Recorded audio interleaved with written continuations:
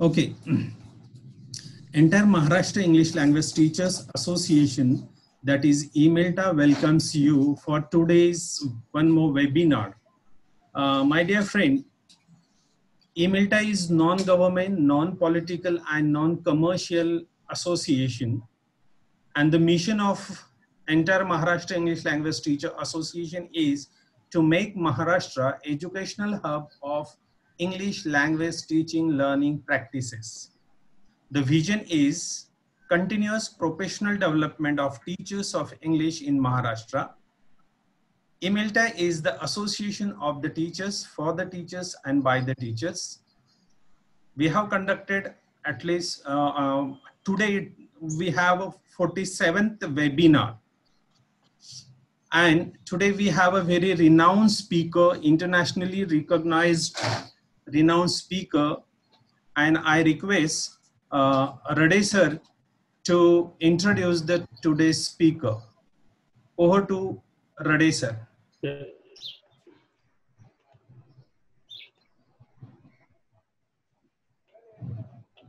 EMELTA welcomes you all. On this auspicious occasion of Guru Purnima, I take this privilege to bow before our mentor, Dr. Umesh Pradhan sir.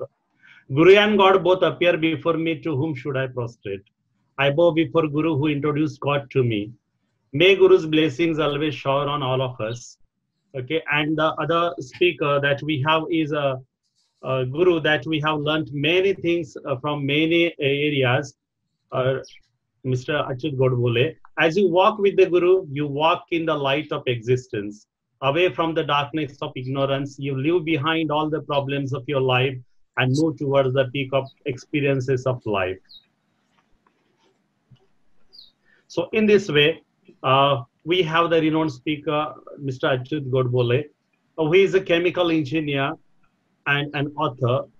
So let's know about him. He stood 16th in the SSC board, winning the first prize in mathematics and arithmetic in the whole state. He stood first in the university with first prize in mathematics and statistics in the whole university. He is a national merit scholar.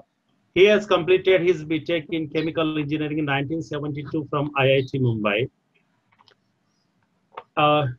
He has 32 years of experience in developing software and managing software companies. And he has contributed to multifold growth of companies such as Patni, Sintel, Elantech Infotech, Apar and Disha, etc., while working at the highest levels such as CEO, MD, or ED, etc. He has written 4 technical books on operating systems, data communications and networks, web technologies and demystifying computers, published by Tata McGraw-Hill. Many are translated in Chinese and used as reference books in many countries. He has written popular best-selling books in Marathi, Sanganak Yug, based on computers, Boardroom based on management, Nadved on music, Kimayagar on science, Arthat on economics, Gulam on slavery, Haiman Changalwadache on consumerism. The other series, other bestsellers are Nanodaya on nanotechnology. Steve Jobs is a biography written by him. Manat is a psychological explorations by him. Musafir is his autobiography. Ganiti is based on mathematics, and Zapurza has 3 volumes, volume 1, 2, and 3, which focus on English literature. Canvas is about painters and sculptors. Limelight on Western cinema. Genius series, in which we have 12 booklets and 6 books on 36 Western and Indian scientists and technologists who changed the world. Mankallo, it has 2 volumes, 1 and 2 about mental illness and that is abnormal psychology. Rakta is about the history and science of blood. Symphony is about the Western music. Vitamins is on the history and science of vitamins. Bakhar Sanganakachi is on the history of computers, and Samvad on history of communications, and Anartha about the crisis in Indian economy and the impending climate disaster. He has popular columns, Tantra Mantra on technology, Udyache Jag, that is tomorrow's world, uh, Vaidyakayan on history of medicine, Prani Jagat related to animal world, Vijnananand on science controversies and infotech, uh, expresses demystifying modern concepts in information technology, etc. He was awarded for his books Naad Ved, Kimayagar, Jnanoday, and Manat by the state government of Maharashtra. He has keen interest in science and science, technology, mathematics, management, music, literature, arts, economics, philosophy, and psychology. Apart from the information technology, he has he is the he was awarded very prestigious distinguished alumnus by IIT. He was awarded twice by the Prime Minister for excellent performance of his company in software exports, Udyog Ratna Award, Kumar Gandharva Award by Pandit Bhimsen Joshi, Sahyadri Navaratra Award, Indradhanu Award, Dr. Parnerkar Award for contribution to economics, Sonopant Dandekar Puraskar for contribution to psychology by Maharashtra Sahitya Parishad, Nachi Kelkar Puraskar for contribution in nanotechnology, Uttunga Jeevan Gaurav Puraskar Jeevan by AIT Pune, and Labestwat Puraskar, Samaj Shikshak Puraskar, Janakalyan Samiti's Puraskar for contribution to IT business and other fields, Padmakar Dev Smriti Gaurav Puraskar and Sahitya Parishad Puraskar for Mankallod. He has participated in delivering the TEDx lecture on information and technology. He was the president of Yuva Natya Sahitya Sammelan held in 2011. He was a chief guest at the function of Bruhan Maharashtra Mandal, that is BMM USA, held in Los Angeles in 2015. Again, a similar function in London in 2017, and again as a chief guest at function in Sydney, Australia. He has contributed to building Ashiana, a school in Mumbai for mentally challenged children with about 40 autistic children. He is currently a managing director of Soft Excel Consultancy. Sir, we are really very eager to listen to you and enriching us, and we may get the blessings forever. Thank you, sir. Over to Godbole, sir. Thank you very much for this kind introduction. I must say that this was one of the best introductions I've ever come across. Thank you, sir. The kind of, the videos and the photographs accompanying your introduction were absolutely stunning, and it was truly one of the best. Thank you, sir. A lot of effort has obviously gone into making it. Now, I was thinking about what I should be speaking to this group, because this is a very learned group, and all of you are teachers in English language. So, am I audible? Yes, sir. You are audible. Okay. Yes, sir. Now, I was thinking about what I should be speaking about, and I think one of the things was, because you all actually teach English. I was thinking about talking to you about 3 volumes of Zapurzad, which I have written about English literature, and so on. But I think what I'll do is I'll probably sketch out maybe in the first 5-10 minutes about my writing process, how I write, and how I actually choose the subjects, and what is the process which I follow. And then what I will do is I'll actually focus on my last book, which is Anarth, which is really haunting me, because these days, not only in India but also in the world, we're facing a huge crisis, not just economic crisis but also social and psychological crisis. And I think I should address that, and I should probably talk about the scope of this not just pandemic, but scope of this crisis, and what is in store for us. I think it's very important for us to just grasp the magnitude of this crisis and the ways to deal with it, because I don't think we have really understood the magnitude of this crisis yet. Okay, so I think let me just start with, since it was mentioned about creativity and so on and so forth, let me just tell you what drives me to write so many books.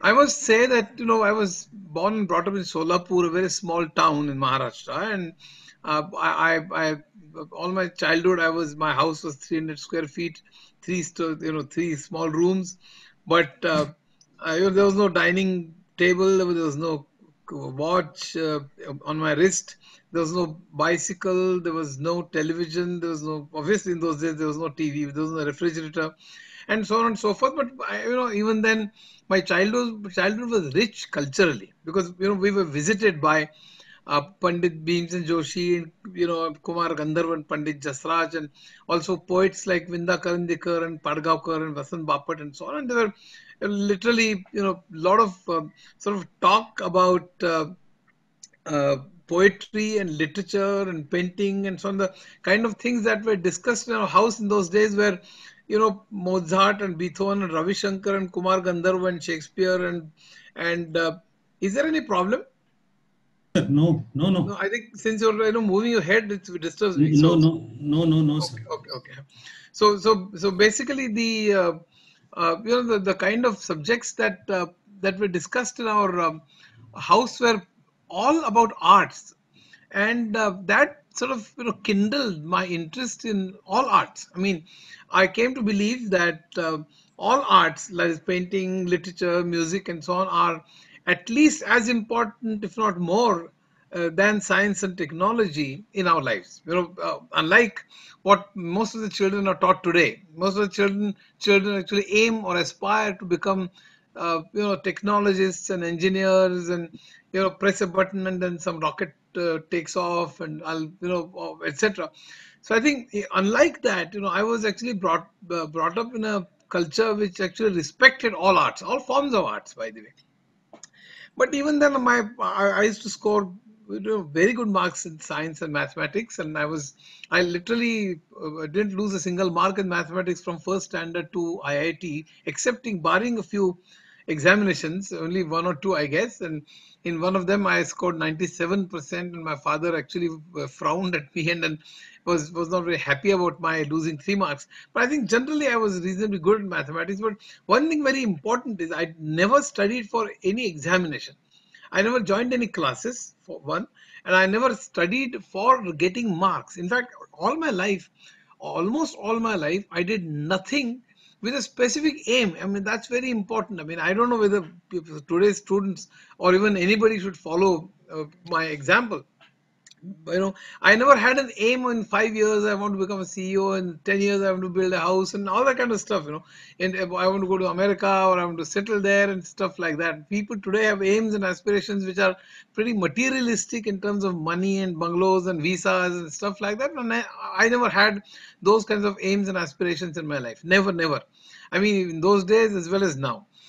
But what really kindled my interest was essentially the curiosity about the world. And I think that was very, very important. And luckily, today I consider myself alive because of this curiosity.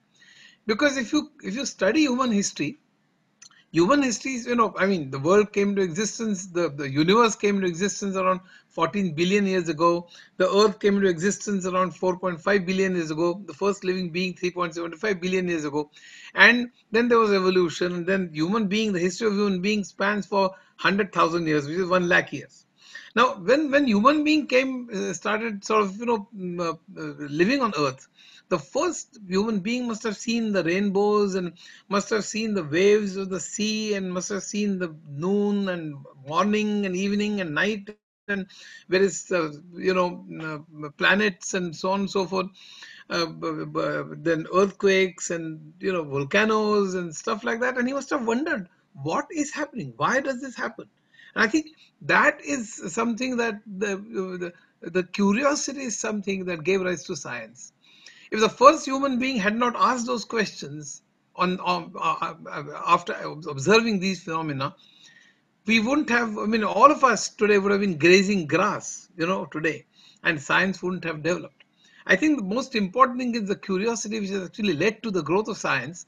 And then we started molding science to our advantage, which gave rise to technology. And then we all started living together, and there were rules formed of the coexistence. And then came the social sciences in terms of sociology and economics and political science and anthropology and philosophy and stuff like that. And then human beings started expressing themselves. They started for finding meaning of life, and then started the ways to express their emotions. And then that's how the painting and sculpture and music and literature came to existence. what really interests me even to this day is how did this happen?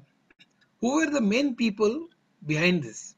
What were their lives? What drove them to find out what they did? And then what were the inventions or discoveries or their art, the forms or whatever they created? How did they do it? And what is the history? I'm immensely interested in all this. And I think that's what I really continue doing right from those days. In fact, I must tell you that in IIT, after third year, we formed a group, and that group was extremely intelligent. When I came to IIT, I was, in the first year, I was very nervous. I'm educated in Marathi medium. Am I audible, by the way? Sir. Yes, sir. Hello. Yes, sir. Yes, sir. Audible. Yes. I'm not seeing any picture. Everything is frozen except Yeah, my but image. videos are closed. Okay. Videos are closed and chat is also disabled, sir, so that we can enjoy. We can learn a lot. Okay. Yes, sir. It's completely dead. Yeah. So I'm. No, sir. No, sir. Okay. We are there. So basically the. On the first year when I was sitting on the mess table, somebody came and actually started insulting me about the way I spoke English because I'm educated in Marathi medium, and I was not very good at speaking Marathi. And the first time I'd actually come to Mumbai, I'd in Solapur, I had not seen a building which was more than 3-storied, and here in Mumbai it was multi-storied buildings and skyscrapers, and there were cars everywhere and so on. And there were parents who were dropping their children to IIT with their cars, etc. Well, I didn't have even a bicycle. I barely had a bicycle in my first year of college. So I think, that really frightened me. I, in fact, went back to Solapur. My father actually pushed me back and so on. But when that guy actually insulted me about my English, speaking English, I got quite upset. I mean, if somebody says you're not very good looking, you don't have money, I don't get so much upset because somebody speaks the truth. Why should I get upset? But if somebody says you cannot do it, it really upsets me because that's really a challenge to almost one's intellect. I mean, in those days, I used to think I was very intelligent. I don't anymore, and I'll come to that why I don't. But I think the important thing is I said that I must improve my English, and what we do, and I have noticed that with most of the people, okay, and most of the people who actually what we do is we think in Marathi or Gujarati or any vernacular language. We think in whatever language we speak at home, then we translate in our head, in our brains, and then we speak it out, and somehow we make it grammatically correct, somehow just sort of groping in the dark and somehow sort of finding words, etc. And I decided while I was actually walking up the stairs to my hostel room, I said, I'm not going to do this. I must be able to think in English. I must be able to improve my English to such an extent that nobody should be able to even point out as to which was my language of education, I mean the instruction. So I think the important thing is, there are a variety of ways in which I did that. It took 10 months. It took me 10 months to sort of go through a lot of English novels and English literature and English newspapers. There was no TV then. And thank God there was no TV then. But then I used to read a lot. I read the history of English literature. I used to read about etymology, the roots, and then phonetics, that is the pronunciations and so on. I used to stand in front of the mirror and actually practice speaking, and that came handy in my, future sort of career. Whenever I've actually negotiated several deals in the World Trade Center on the 80th floor or in London and Sydney and variety of places, I actually gave presentations to a number of groups of vice presidents, CEOs of different countries, and that came handy. I must say to all the students, and what we must imbibe is being able to speak very elegantly. It's not just being able to bring home a point. I mean, somehow just be able to come across or put across your viewpoint. I mean, just be able to somehow construct a sentence and babble it out. I mean, that's not what we should do. We should aim, I always like excellence. It's not that I have reached it, but I really like people who strive for excellence. I mean, what you should strive for is, if you have to speak English, it has to be really good. I mean, it has to be elegant, so it should be fluent, and you shouldn't be sort of searching for words and somehow, speaking English. So, I mean, that's what I decided. I'm not saying we have reached there yet, but I think the important thing is that I really love sort of striving for excellence, and that's what I try to do. Now, coming back, in IIT after third year, we formed a group, and that group was, extremely intelligent, and that brought, that really floored me. There was a guy who was actually first, who stood first in IIT entrance examination in all India. And then there was second, another person who stood second in all India. Then there were people in TIFR who were actually visiting professors in Stanford in quantum physics. And there was a mathematician like C. Krishnadani, who still, was a professor at TIFR and IIT, who was and who still is regarded as one of the 100 or maybe even 50 greatest mathematicians in the world. I mean, those kinds of people. We got together, due to some strange circumstances, and then we got attracted to each other. And I'm attracted to, obviously, intelligence, brilliance, and knowledge and humanity of all. It's not just the intelligence and brilliance and knowledge that matters, but the values that matter a lot to me. And all of these people were humane.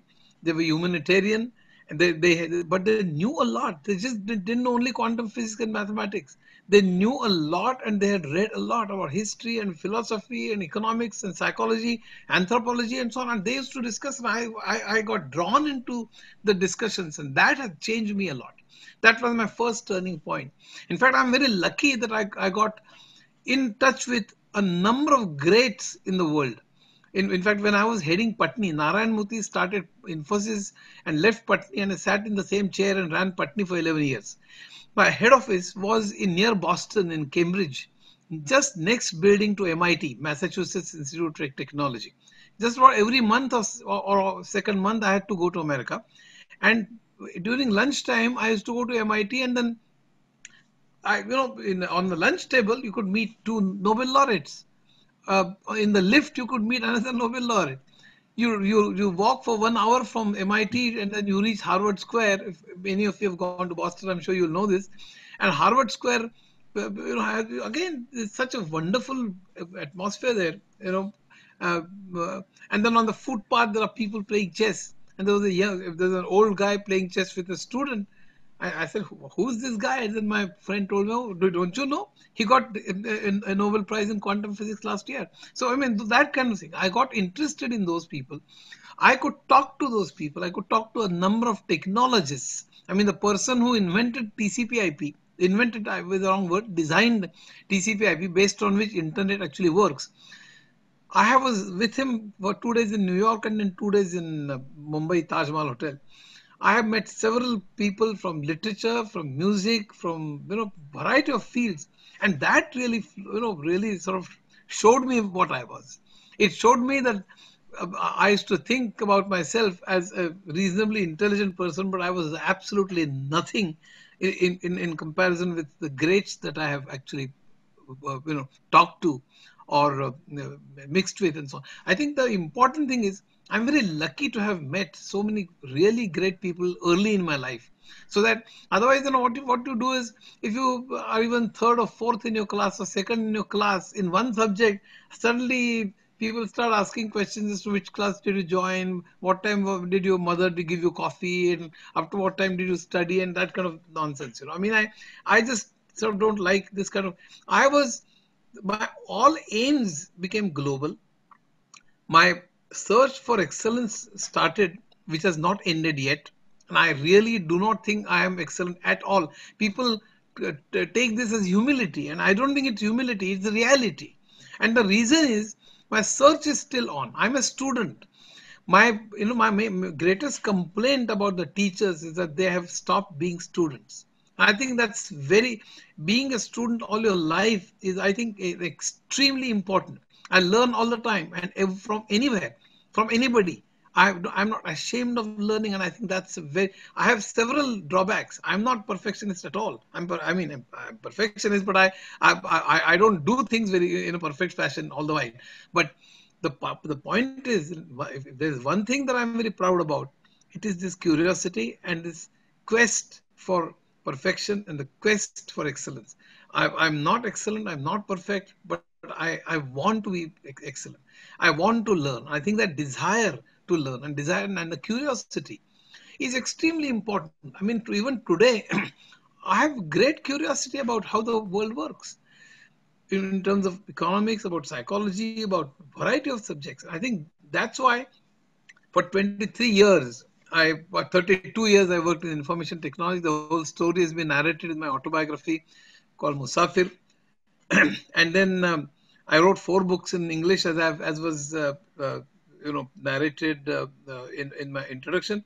All 4 have sort of been translated into Chinese and other languages and have gone worldwide. But I think having worked for 32 years in information technology and 23 years as heads of large companies, Patni, Intel, L&T, and so on. There are thousands of people in software, and it was a struggle, by the way. I mean, it was not a smooth, it was a sailing experience.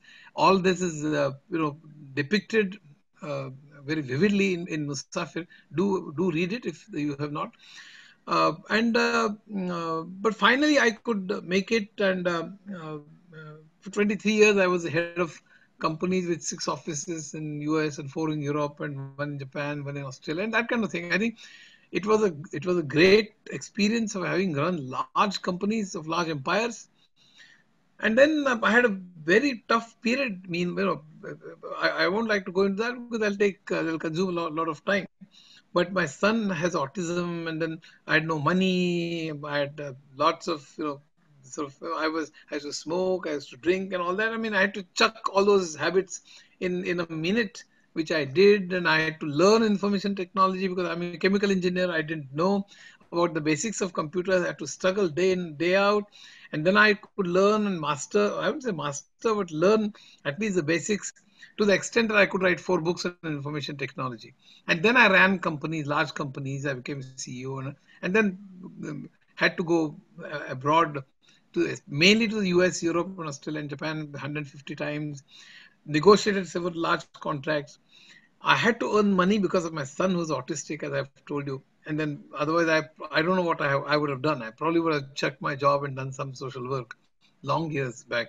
But I think I continued, and then one day I decided, after 23 years of being a CEO, when there were offers of 2-3 crores per annum, I said, I mean, what is the big point in just sort of amassing wealth? I mean, just 30 crores and 20 crores and 40 crores and so on and so forth. I mean, what is the whole use? I mean, I'm extremely impressed and extremely influenced by what Eric Fromm, the great psychologist, has said. He has said that you should be known because of what you are, and not because of what you have. I mean, somebody says that you're a humanitarian. You believe in equality. Equality means between man, woman, between races and castes and creeds and religions and so on and so forth. And I truly do believe in equality. If you're a humanitarian, if you're a cultured person who you like all arts, for instance, and you're a rational person, you're not a superstitious person. So I think, if somebody asks me what would you like to be known as, I would like to be known as these 3-4 things, and not because what car I have. I have, in fact, the car I have is like Wagoner, that kind of car. I mean, I don't care whether I can buy far larger car every, etc. It doesn't matter. But I think the important thing is what you are. And if you have knowledge, if you have humanity, if your attitude is humane and humanitarian, if you help others, if you are cultured, if you like arts, if you're good natured, if you're rational, and that's what I would like to be. And I can't say that I'm yet there, but that's what my aim is. And unfortunately, today's youth, if you ask anybody what is your aim or what kind of partner you want in your life, the first answer is, what is a bungalow, what is a 2 BHK, 3 BHK, B1, H1, L1, what visa do you have? We have become so completely materialistic. I mean, there's a huge rat race for materialistic play, amassing things all the time, just sort of. I mean, I've been to several people And I asked one guy who said, "Oh, these are Bose speakers I've brought from USA. What I think you get them here as well.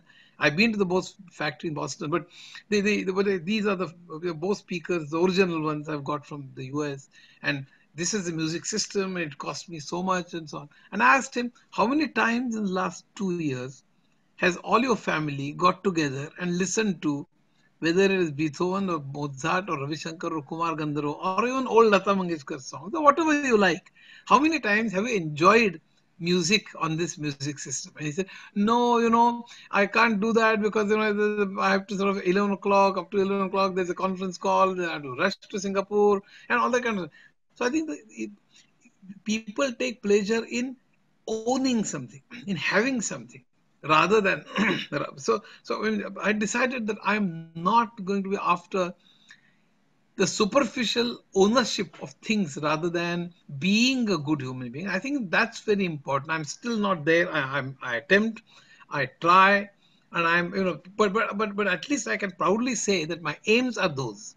And then I said that if I have read a lot, and I still consider myself a student and not really an expert, but I've understood some things, I guess. And I wouldn't say dabble in dabbling is the wrong word, but I've certainly gone much deeper than than than dabbling in various subjects such as science, in technology, in literature, in economics, in psychology, in variety of mathematics and so on. And I said, why would I write this for Marathi speaking people? Because I have 4,000 books in my personal library, and I said I must use that. And books are collected, I mean, sort of collected from all over the world. I mean, from the US and Norway, of all the places, and Singapore, and also the footpaths of Mumbai. In those days, you used to get many years ago. But I think I used to collect lots of books from a variety of subjects, and I have 4,000 books. I have not read all of them. I've read maybe 20%. But all the others I've read vertically, which means that I've read first chapter, last chapter. I've gone through vertically very quickly to know what is there in that book for me to use it whenever I want. So whenever I actually want to write about a subject, the books pertaining to that subject actually are brought on my table, maybe 80, 100 or so. 20 of them I've probably read, and they form the skeleton or the basis of my book. Out of 20, maybe 5 to 10 are very, very important. The next 5 to 10 are less important, but important all the same. And then there are remaining 80 books which actually give me a paragraph or two paragraphs, maybe a chapter or two. I think that's how then the structuring the book, the planning the book about number of pages, the chapters, and how I'm going to write, for whom I'm going to write, the language that I'm going to choose, etc. actually is decided, and then I go ahead and write that book. And I've written 30 books in Marathi by now, and all of them become, luckily, all of them become bestsellers. People have given me, showered me with enormous amount of love and respect, and I'm very thankful to all my readers. Boardroom is on management, and Kimayakar is on science. All of them 400-600 pages books. Arthat is on economics, Manath on psychology, Ganiti on mathematics. Zapuza 3 volumes on your subject, that is English literature, where I've talked about Shakespeare, and from Shakespeare to Marquez, and I think, I'm not a person who actually gives advice, but I must say that all the English teachers should not just teach the lesson. I think I have in the textbook there's a lesson which I've written, or there's a lesson that I've written about my life. I think for the 12th standard, if I'm not mistaken. So the teachers will obviously have to teach that, but the important thing is imbibing or inculcating curiosity, or inculcating the desire to read more, inculcating the desire to know more, inculcating the desire to question, inculcating curiosity, inculcating human values. I think that is very important, because I truly believe that the main aim of education is to create a better human being than just sort of being able to pass certain examinations. And I think I mean, this is not just about what I've written in the 12th standard textbook, but generally. And also excel in what you do. I mean, unfortunately in English the textbooks you have objective questions, and people fill up some words and terms, and I really don't know what to say. But if you could imbibe, sort of create some kind of interest in the literature, English literature, because teaching English is not just sort of being able to speak a few sentences, language, or whatever. But what was Shakespeare? What was Charles Dickens? What was Hemingway? And I mean, I won't say you must read my 3 volumes. Suppose if you do, I would love it, because I think I have poured my heart into it. I must tell you that 3 volumes together comprise 1,200 pages, and I've covered Shakespeare and Dickens and uh, I mean, many people. The Tolstoy and Dostoevsky and Ibsen and Camus, Sartre, Kafka, and so on and so forth, and also Graham Greene and several people. I mean, D.H. Lawrence, and I used to love them. It's not that I've read all novels written by all of these. I've read maybe one or maybe maximum 2 of these. But about the remaining, I have read a lot about the whole content of what does he want to say.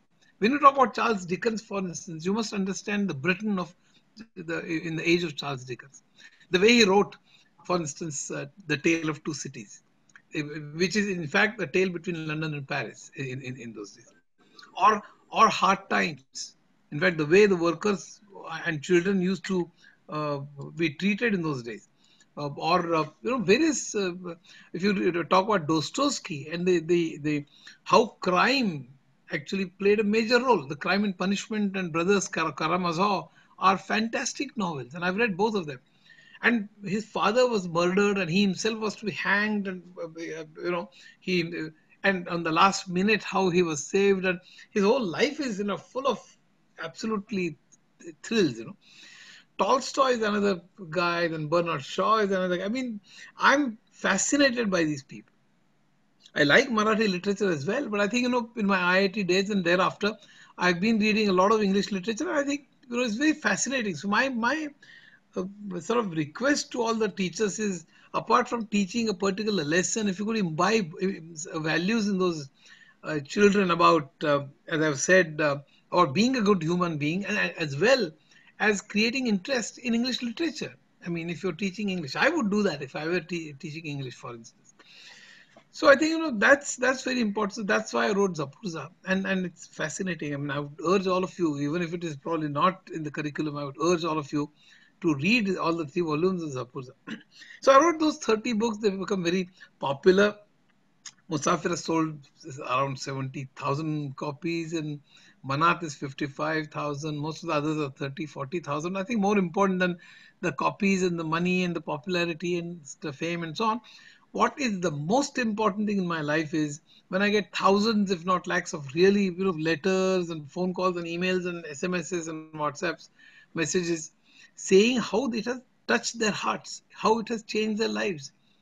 Hundreds tell me that after reading Arthat, that is book on economics, they have now started understanding NDTV Profit and understand and reading Economic Times in their own terms. After reading Kimayagar, hundreds tell me that now they've started understanding relativity. After reading Manath, many people tell me now they want to do PhD in psychology.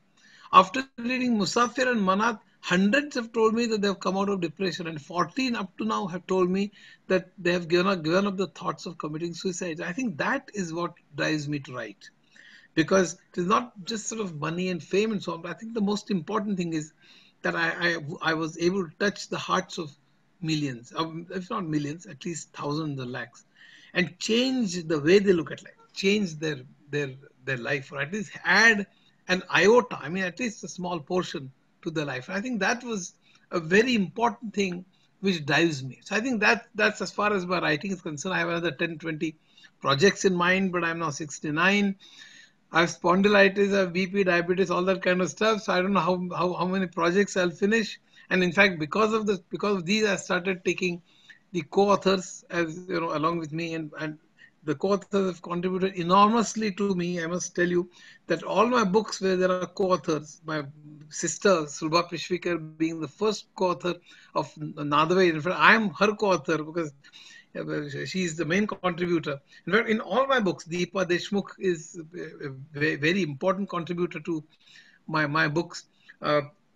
There are Vaidehi Limaye has contributed to 2 books, and Madhuri Kazve has one. So I think Neelambari Joshi has. So all of them have contributed a lot, and I must say that had it not been for the contribution of my co-authors, the books wouldn't have been completed and wouldn't have been as good as they are today. I think their contribution is extremely good. In fact, in many cases, more than mine. I think but again, the thinking process of the book, the whole plan, the structure, the language, all that obviously is mine. And I think the important thing is it's a joint venture and people have appreciated it. That is the most important thing. But I must place my great gratitude to all my co-authors. I think Atul Kahate has, in fact, helped me a lot in most of the IT books and so on. I mean, he's a wonderful author. I think that is as far as my authorship is concerned and what drives me to write. And I think since it was mentioned in one of the things, curiosity, and I don't know what was mentioned, I thought that I'll talk about this portion. How much time do I have now? Sir, as you wish, no problem. Sir, it's up to your wish. Okay, now I will actually talk about the current, the challenge that we have. Like, I think that's really bothering me. Sure, sir. You can. Sorry? Sure, sir. Sure, sir. You can. Sure, sir. Okay. Okay, thank you. Yeah. So, the point is, it's not just Corona pandemic that I'm talking about. It's basically, we are facing, even before Corona, India, and in fact the world has been facing a huge problem. And that huge problem is let me just tell you the whole basis of globalization. I think that'll be good for a good starting point, because most of us think that globalization has been very useful, and it has been useful to certain sections of society. What was the basis of globalization?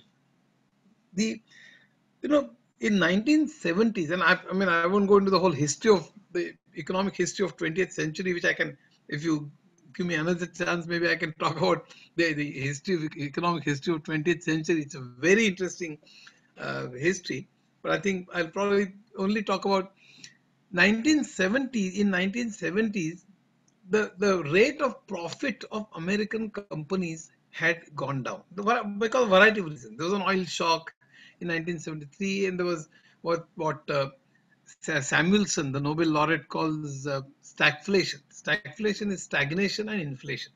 Normally in economics, any of you who've done economics will realize that stagnation, which is GDP being stagnant, there is growth being stagnant, and inflation, which means prices going up, these two don't go together generally. And I won't go into the economics of this, money supply and stuff like that, but generally, if money supply increases, and then investment increases, GDP grows, but then because of money supply increases, inflation also grows. So one is good, GDP grows, but inflation grows, there is prices also go up, which is bad. So one good thing is accompanied by one bad thing. But in stagflation, your GDP is stagnant, but inflation goes up. So both bad things happen. And Samuelson, the Nobel laureate, called this stagflation. So around 1970s, stagflation had occurred, and the rates of profit rates in America and even Europe had started going down. Now, how do you increase the profits of corporates? One is cut the costs. Another is improve your sales. Okay, two are obviously the most important. How do you cut the costs? One way is outsource. Instead of having American worker working in your factory, outsource manufacturing to China and services to India. So that's how China, because Chinese worker was far less expensive than American worker. And in India, for instance, take a software professional. A software professional in America used to cost per hour $100, for instance, as an example. if and when I used to send somebody to America, and I've sent thousands of people to America in my life. When I used to send somebody to America, I used to charge the American company $60 an hour, including airfare, hotel charges, everything put together. $60 an hour. So the American corporate said, instead of having to pay $100 to an American programmer, if I have to pay $60 to an Indian company and have somebody come over to America and work here under my nose, that will be good. So I've saved a lot of money. That's how on-site, that is, body shopping started in 1980s, and hundreds and 100,000 people went to America. But then Indian companies said, or even American companies said, why do I have to get somebody to America? I can outsource the work to India, because there were satellite links and internet had come into existence and actually come of age by then. So they said, using internet and using satellite links, I can actually send work, and you can do work while being in India. Because when you depress a key here, actually the character sits on the disk in New York and is seen on the screen in New York. So why can't we do work from it? And that's how all the offshore centers actually started in India, in Pune, Hyderabad, Bombay, Delhi, and so on. So there, in fact, the rate dropped because now we don't have to pay for airfare and hotels and so on. So it was $30 per hour. So instead of $100 having to pay $100 to an American programmer, you could do it at $30 an hour. That's how the entire offshore business started in India. So manufacturing to China and services, there is IT, banking, insurance, and variety of things in India flourished. Now it was a double-sworded weapon. How did it work? Instead of $100, you paid $30 in India, but that $30 was much higher than what otherwise earlier the IT professionals in Indian business were getting, or the mechanical engineers and civil engineers and electrical engineers were getting. So most of these engineers started going to information technology. I'm sure you know that most of your cousins and daughters and sons and various relatives, variety of engineers also started getting into information technology because there was more money. So if they were getting, to give an example, for instance, if they were getting 1,000, they started getting 4,000 working for American company.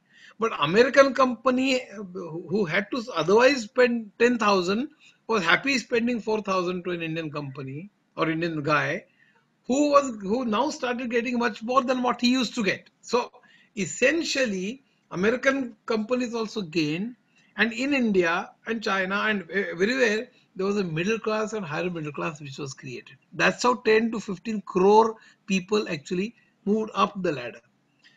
We all fall in that category, by the way. Of course, most of the teachers got fifth and sixth pay commission and so on, but quite a few people who gained because of this globalization were middle class and higher middle class people, and they were 10 to 15 crore people. Unfortunately, and then they started talking about, they started buying houses, and that's how the building industry and the real estate industry flourished, and all that. I'm sure you've witnessed all that in the last 20-30 years. So basically this growth took place because of middle and higher middle class. So we all grew, we became richer, but the entire country did not become richer. And that's where the whole problem started. And that happened in America as well. In America, the corporates outsourced, and therefore they became richer. Because as I've said in the beginning, what do you need? You need to cut the costs, and you need to sell your products. So because of this middle class which was created, American goods or Japanese goods could be sold to these people also. So in one shot, you cut costs and you also created a market. Because the same class now started buying cars, started buying TVs, refrigerators and microwaves and washing machines and Italian tiles, and started going abroad.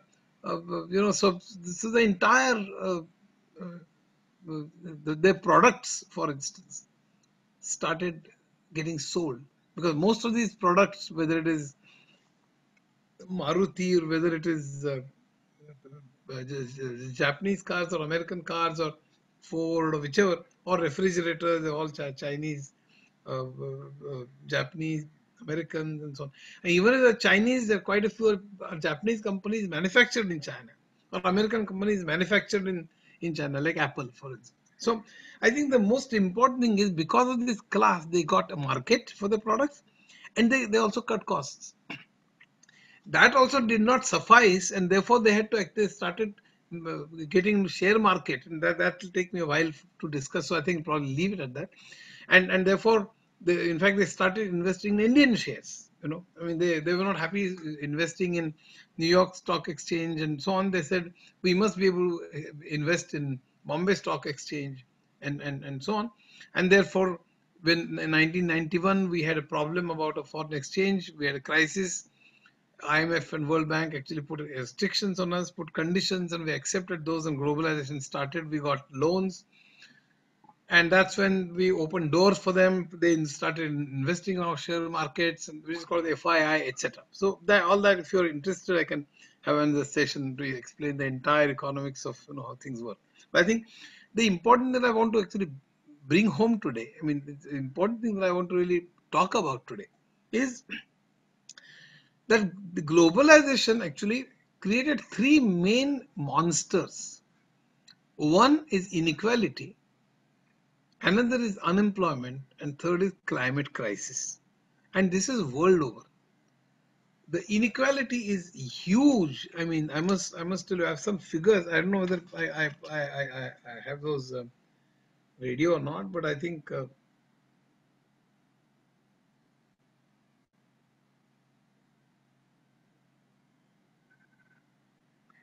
in the world, for instance, 26 people have more wealth than lowest 50% of the people. 26 people, individuals, have more wealth than lowest 50 people. In India, 9 people have more wealth than lowest 50%. That is 70 crore people. So 67 crore people. If you add the total wealth of those people, 9 people in India have more wealth than that. In India, 1% of the people, 1% of the people own 58.4% of India's wealth. Can you believe this? So that is in 30% of the lowest 30% have almost zero wealth, by the way. 92% of Indians have less than 7 lakh rupees as wealth. By wealth, I mean house, property, gold, FD, bank, all put together 7 lakh. Of which 92%. This is Credit Suisse's data, by the way. Credit Suisse's data. So that's the kind of inequality that you're talking about. If you talk about unemployment, it's huge. This is pre-COVID, by the way. I'm just talking about, I'll come to COVID then. This is pre-COVID. The unemployment is huge. In India, as you must have heard, the unemployment was the highest in the last 45 years. And underemployment is huge. Pani Grahia, who was our advisor to the current government, who now is in the US, Columbia University, I guess, who used to say that unemployment is terrible, but underemployment is horrible, is far worse. Underemployment is really extremely bad. So, I take for instance Manrega. When you say people, Manrega actually mandates that you get 100 days work, but almost none gets 100 days work. Most of the people get 20, 30, 40, 50 days, and then obviously the payment is commensurately less. I think that's extremely terrible. As it is, even if you work for 100 days, out of 365, the total income is far less. But out of 100, if you get work for only 20, 30, 40 days, then obviously you're almost on the brink of poverty line. So I think the underemployment, not being able to work full time, is huge. So if you put unemployment and underemployment, is absolutely terrible. There was a survey worldwide in England as well as in India. Around 60 to 70% of the people are not happy about the work that they do, because the work that they do is extremely repetitious. If you've seen the film called Modern Times by Charlie Chaplin, you do the same thing again and again like a cog in the machine. There's no creativity. You don't have any control over what you do, how you do, how to produce, what to produce, for whom to produce, and nor do you have control on the profits, nor do you enjoy anything. You're just told to do something as a very small part of the entire production process. And now the production process is world over. In fact, the supply chain is world over. The Apple, for instance, has hundreds of parts which are manufactured in several dozens of countries. They're all brought together in China, where they're assembled finally, and they're shipped to again 30 other countries. So I think the important thing is, because of globalization, the supply chains are world over. Within that supply chain, you are manufacturing only a small part. Within that small part, your portion, because to manufacture that part, you need maybe a process of maybe 10-15 steps, and you are carrying out only one step repeatedly all your life. So I think obviously you're not happy, nor is your payment happy, good. So, I won't go into the theory of, Maslow was a person who actually talked about, what makes you happy, and motivation. So basically, completely, what makes you happy. So here's a great recipe for unhappiness, because you don't own anything. You do something for somebody else on the instructions told to you by somebody else, repeatedly, without any interest, and with low pay, and so on. So I think there's a huge alienation, in the whole process. And therefore, Maslow used to call self-actualization, in which it was the highest level where you completely enjoy what you do. So this is completely the opposite of that. So there was unemployment, underemployment, and huge amount of dissatisfaction about work. So these three things are explosive, in my opinion. This is pre-COVID, by the way. And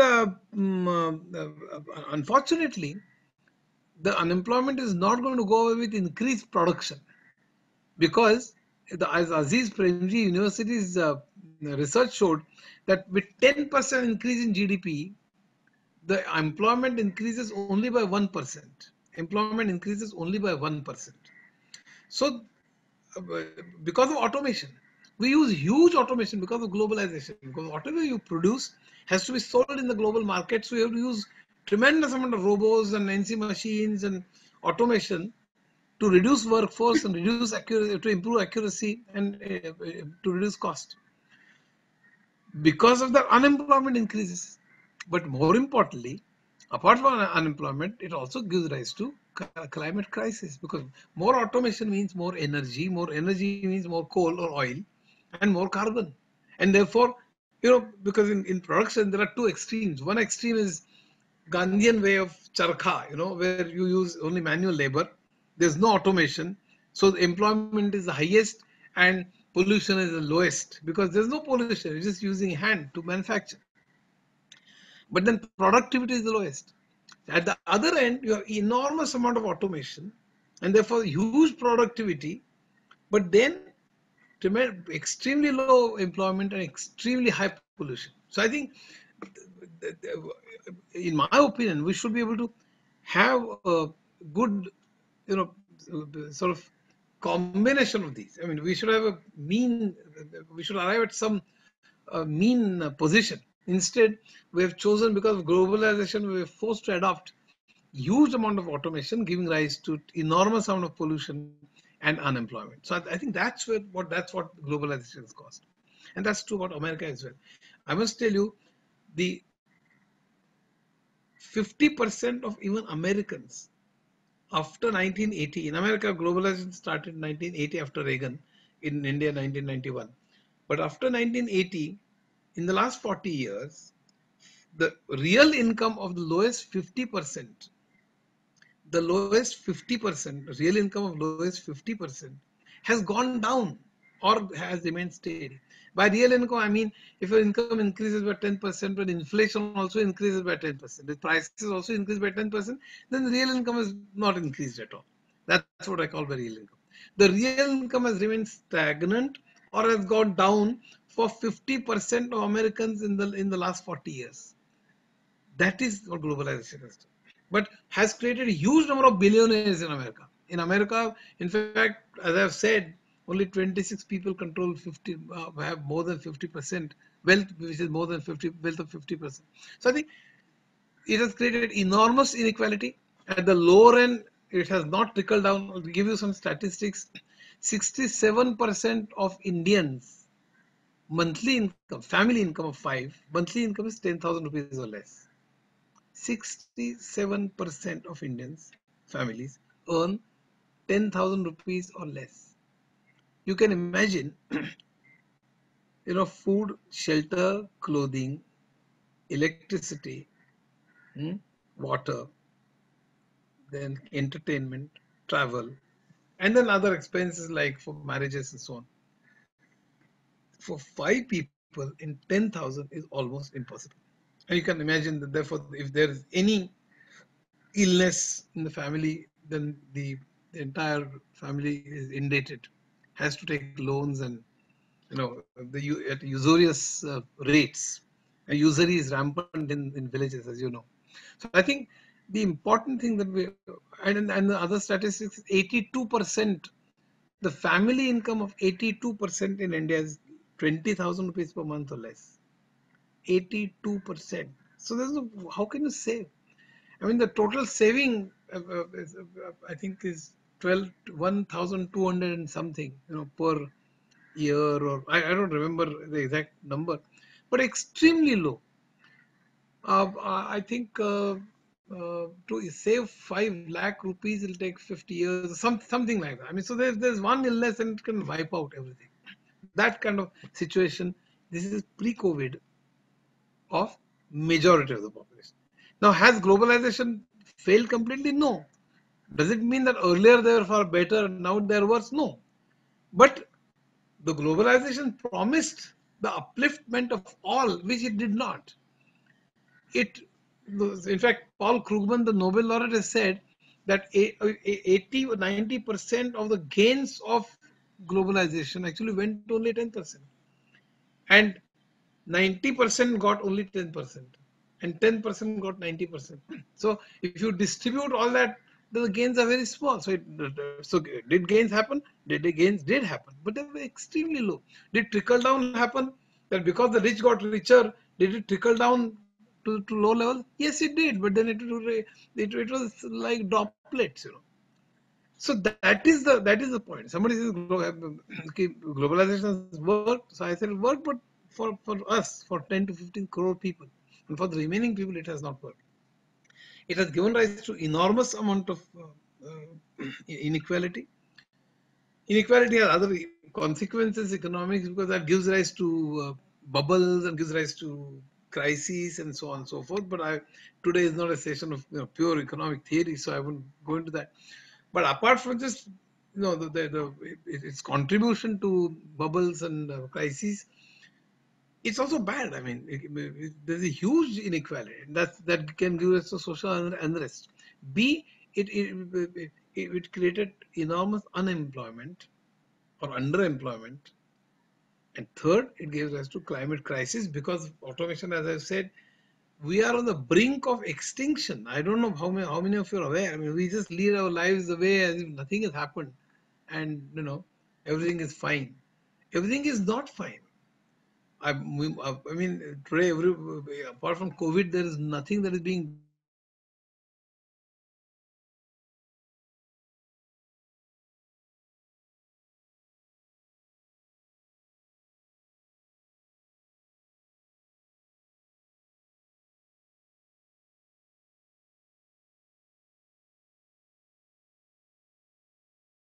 to improve the temperature will increase by another even 1.5 degrees or 2 degrees by the end of the century. The sea level will increase and there'll be floods all over, and there are lakhs of people who die, and crores will become homeless, and it'll be an enormous catastrophe of you won't be able to recognize the world. So we are really creating a huge problem because of these three monsters. And I think this is pre-COVID. Now, what has COVID done? And I'll end after, because I can just go on talking and you'll get bored. So I'll just sort of speak for 4 or 5 minutes and end, I guess. See, COVID has actually accentuated these problems. What has COVID done? We have not realized that today. Let me just give you what the state of Indian economy was. Pre-COVID, The government used to say that our rate of growth was 4.5% GDP rate of growth. Arvind Subramaniam, who was the advisor to this government a while ago and now is in the US, has said and has proved in fact that the rate of growth was 2.5% less, which means that the rate of growth was only 2%. But Arun Kumar, who's professor in JNU Delhi, is very well-known economist, has said that actually the GDP growth is 0% or less. And he has very good reasons for this, again, because of the positive time. I won't go into that. But I think the important thing is because of our unorganized sector, okay, small and medium scale industry has got an enormous amount of hit after demonetization. Our GDP has actually gone down, which is not being counted. That's what he argues basically. So according to him, our real GDP pre-COVID was 0%, not to even 2.5%, as Arvind Subramanian says, and leave alone 4.5% as is officially told to us. Now with COVID, it is estimated that we will go down 12% negative, and the unemployment is going to be so huge. Not just 3 crore, I mean crores of migrant workers have gone back. I don't know when they will come back and so on.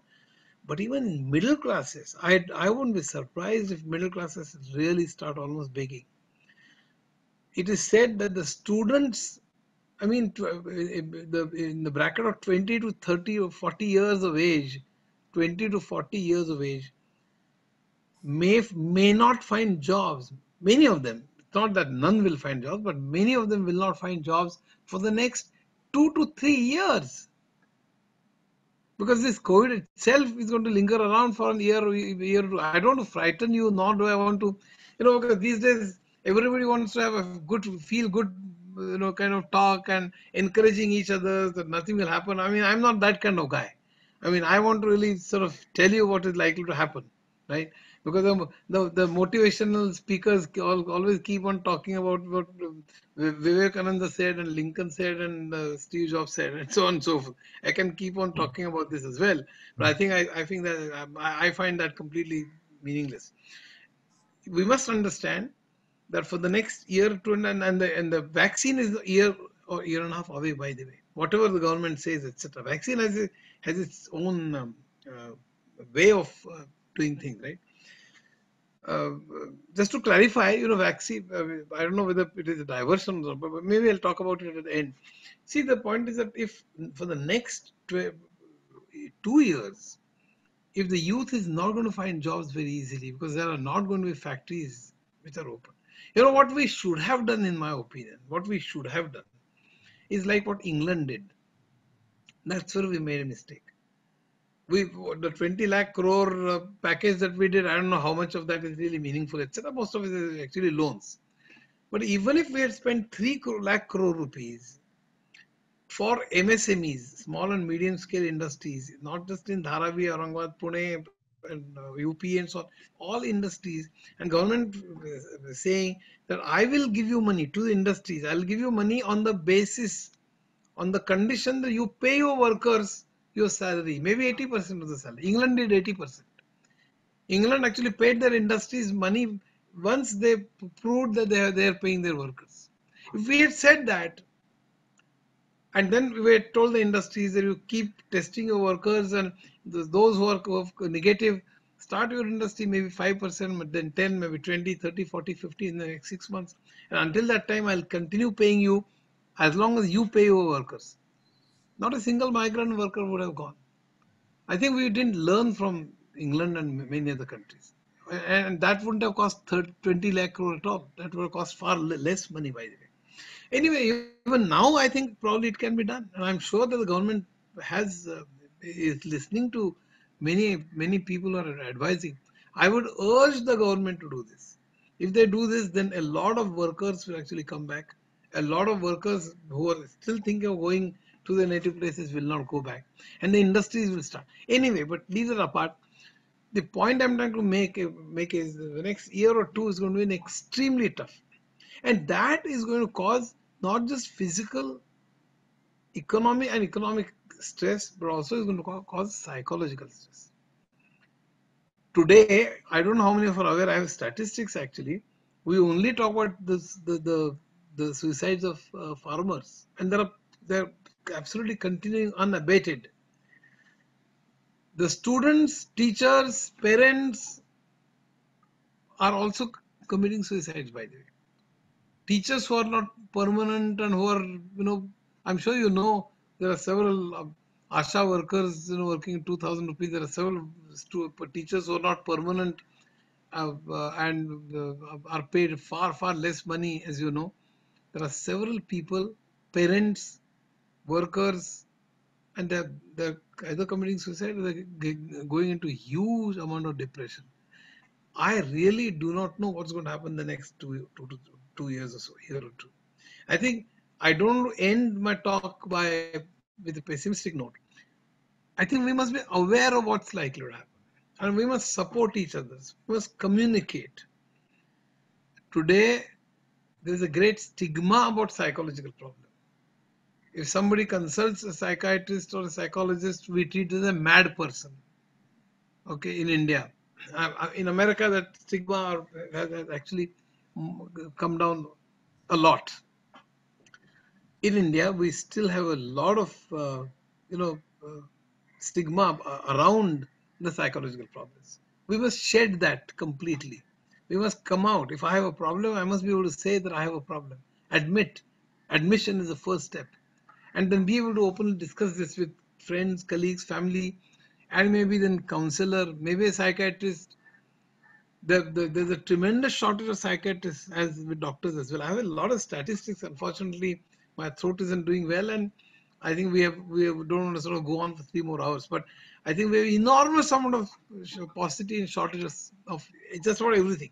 I have statistics of per 10,000 how many doctors we have, and China has 3 times, Europe has 5 times. Psychiatrists and psychologists extremely low. And that's not in everything. We're very, very low. The scientific papers and number of scientists per 10,000. I have a lot of statistics, and we need to do a lot. Just throwing some Chinese goods and throwing some Chinese TV will not do, because we have to invest a huge amount in education, healthcare, and in industrial infrastructure, electricity. China progress not. I mean, China is obviously aggressive, and we must counter it. I don't like it at all. We are against the Chinese aggression. There's no two ways about it. But the way China has progressed is because of the healthcare, education, electricity, water, and the basic infrastructure. Not just China, but Korea, Taiwan, and so on. We all sit on the dining table and say, look at how Korea has progressed, and India is not progressing. But there are several things that China did in healthcare, education. Healthcare, we should be able to spend around 5% of our GDP. We spend 1% or 1.5%. We should be ashamed of this. That's why COVID crisis is really amplified. If we had actually taken care of our healthcare like Kerala did or Cuba has done or many other countries have done, the crisis wouldn't have been as bad. In America, it's bad because Trump is what Trump is, as you know, but that's a separate issue. But if we had actually invested in our healthcare from last 30 years, we wouldn't have been where we are today.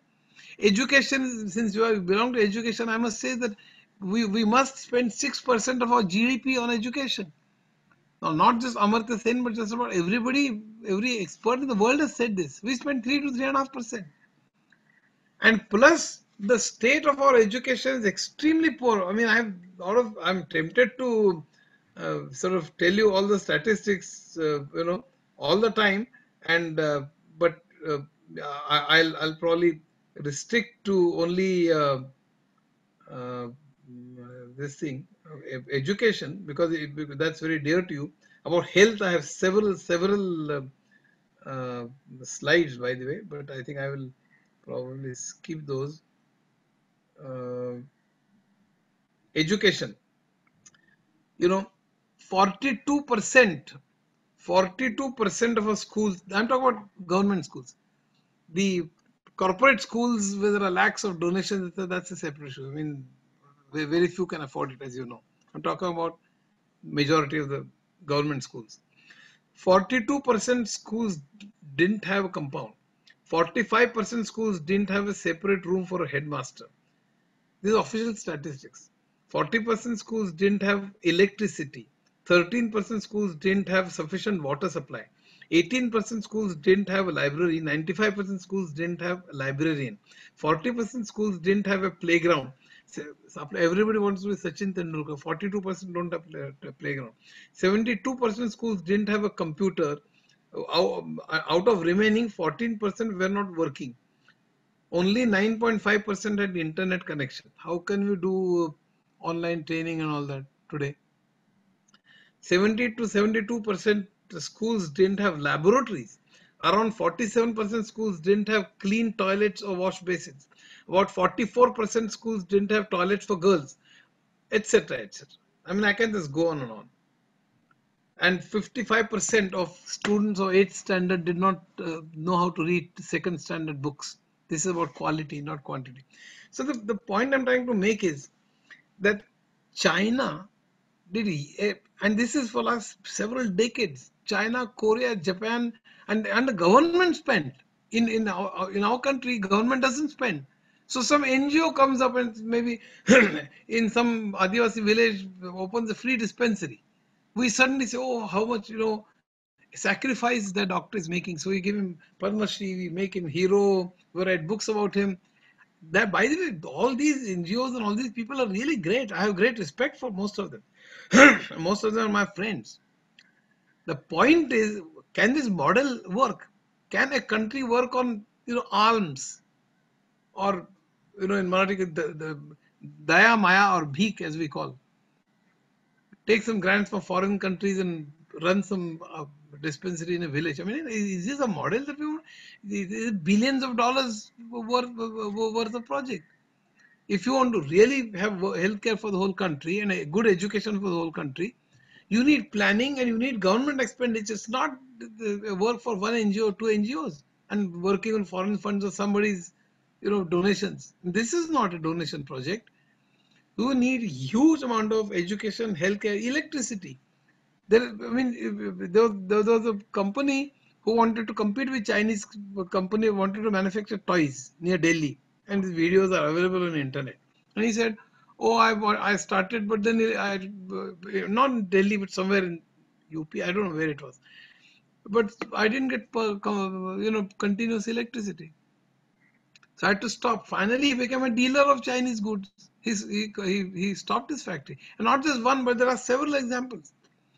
Unless we roads in China, 95% of the villages have good cement roads. In India, we just talk about highways and eight lane, this and bullet trains and so on. And by the way, I'm not talking about one party. This whole thing started from 1991. So I'm not talking about BJP or Congress. I'm not interested in any of these debates that go on every day. I don't belong to any party at all. I don't belong to any ism. I only want the progress to reach to the lowermost individual. That's all. I think in order to do that, in order to create our industrial base, what we have done in our economy is we have skipped agriculture, we have skipped industry, we directly gone to services. IT, banking, insurance, share market, all that, and created this 10, 15 crore individuals like you and me, and then who sing songs about globalization, write good things about globalization, send our children to America, and happy about. But then this is extremely dangerous for not just the last 80, the lowermost 80% of the people, creating inequality, creating poverty, creating unemployment, and creating climate crisis. But it's actually eroding our industrial base. We can't compete with China like this. You have to have very robust education. How will you create scientists? How will you create technologists? You create technologists and send to America. I mean, this is abysmal. So unless you build this, in 48.2% of people don't get tap water. In COVID, you say wash hands 10 times. So how can you do that? In order to get two bucketfuls of water, you have to go to a few kilometers, or maybe even if there's a chawl, you have to stand for 2 hours to get one bucket full of water. How can you do this? electricity, you know, what is electrification? The definition, official definition of electrification is there are 10% of the houses have electricity. 10%. Officially, you call it the village has got electricity. In some villages, there's only a pole that is erected, and then they say it is electrified. See, the point I'm trying to make is that this is nothing to do with party. I mean, we've messed it up for last 30, 40 years, regardless of which party. We must take this very seriously, and we must say that next 20 years, forget superpower, forget how many tanks you have and how many Rafales you have and all that kind of stuff. You create huge infrastructure of healthcare, education, roads means everywhere, not just super, and electricity, water, affordable houses. China created huge affordable houses and colonies and workers. I'm not saying China is good. China has huge pollution. China has tremendous inequality. China has no democracy. I don't respect China, by the way. But something that they have done good. I think today's Lok Satta has a very good article translated by Apam Deshpande. Please read it. It is written, it is translated, and the article has been written by somebody who is actually running a company in China.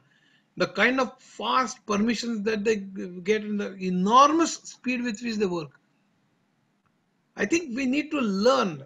I know they're our enemy, but we need to learn from our enemy if we want to counter, not just sort of burn some toys and something like that. This is childish. Unless we create this infrastructure in the next 20 years, we won't be able to compete and be Atmanirbhar. And I do believe that we need to become Atmanirbhar. But Atmanirbhar does not mean we stop globalization. Atmanirbhar only means that we produce the goods of world-class quality, of high quality and low price. But to do that, we need huge amount of the infrastructure that I have told you right now, and that we lack completely. We have only services industry, which is tourism and IT and banking and so on and so forth. If you look at IIP, the industrial IIP is an index giving you the growth in industrial production. It is very low. It's going down. Our GDP 60% is services. Agriculture is 17%, and the remaining is industry. China is just the opposite. So I think, if you want to compete, we need to really do something about economy, something about our social structure, something about how we can reach out to the lowermost person, think about how progress should reach the lowermost. I think we can go on and on and on, but by now you must have got bored. So let me stop. But I must thank you very much for giving me this opportunity to speak to all of you. Maybe you'll find this, extremely, maybe, I don't know whether you liked it or not, but I just wanted to talk to you and then tell you, my heart out. Thank you. Thank you very much, sir. Thank you very much, sir. Thank you for your autobiographical talk in the first part. In the second part, thank you for the economical analysis. Thank you very much, sir. Participants, today we are not going to take any question and answer. I request Sanjay Chauhan sir, Pradhan sir wants to say something. Yes. Sir, before that, I would like to say something. Yes, just sir, despite of being health issues, I know that your throat creates a lot of problem, and you had just given us the permission of 20 minutes or 30 minutes, but thanks a lot. It was really a very pleasure to listen to you. Thank you very much. You're welcome. You're welcome. Yeah, Pradhan sir. Pradhan sir. Unmute. Yeah, 1 minute. Pradhan sir, just a minute. Unmute Pradhan sir. Yeah, sir. Pradhan sir, Thank you very much, sir, for your excellent speech that has touched various areas, and it was really a training for our ears to listen to continuously for 1.5 hours. Was it 1.5 hours? My God. Yes. Yeah. and we would love to listen to the whole thing again. The areas that you have touched, really, we are all wonderstruck by the various. Thank you. Just sir, I would like to know how it's going to affect on our educational system. If you can tell us about something about that. Let me just sort of see, because you are probably more knowledgeable about this. But let me just tell what I think. I think the Western countries can probably somehow manage because of the smartphone penetration, the way they got used to online this thing and so on. See, in India, because of the COVID, you are forced to do the online teaching now. But I don't think for the lowermost 60-70% it is very easy. First of all, they don't have bandwidth. Many don't have smartphones, and many are not used to this kind of training. Frankly, I'm extremely worried. But I didn't want to say that because I didn't want to add to a lot of sort of worrisome things that I've already talked about. But I'm extremely worried, frankly, because in Bombay or in Pune or in some cities, and also in upper classes where students are used to online classes of Byju's and stuff like that, or Khan Academy, and I can understand that people can somehow sort of go through, but I am extremely worried, because students even in face-to-face communication can't understand these days in the villages.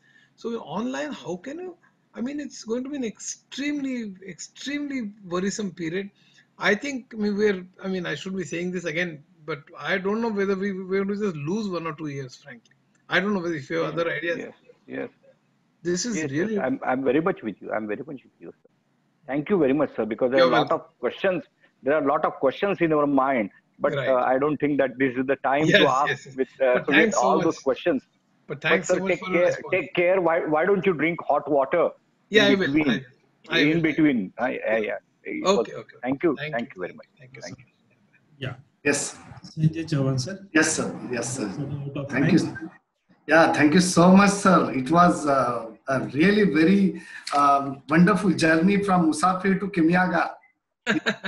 You're a magician. Yeah. What Dr. Pradhan said, I agree with him that I was praying God that your session should not stop. Go on. So that is really, sir. I was wondering, I read from Musafir, most of the teachers read You have. your story, but listening your story and all these things from your own words was really a wonderful thing for all of us. So you are mathematician, economist, a guide, and very importantly, you are sensitive human being. That appealed so much, sir. That appealed. And as you said that, you are not belonging to you don't belong to any party or any ism. I know that you are belonging to humanism. That Right. That I do. Yeah. Throughout all these things, I got that you are a real human being. You are thinking about the problems of people from India and everywhere. That is the need, sir.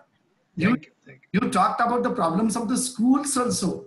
That 9% of the schools of our state have internet connection, and we are struggling for online classes now.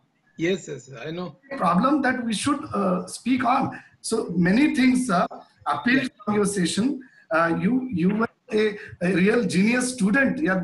You told that you didn't attend any class, and I was very happy to know that you were always curious student. Right. Yeah, thousands of books, my dear participants. I would like to tell you that a man who has sold thousands of his books, published many books, 23 Marathi books, bestseller books, and all 4 books in English and other languages.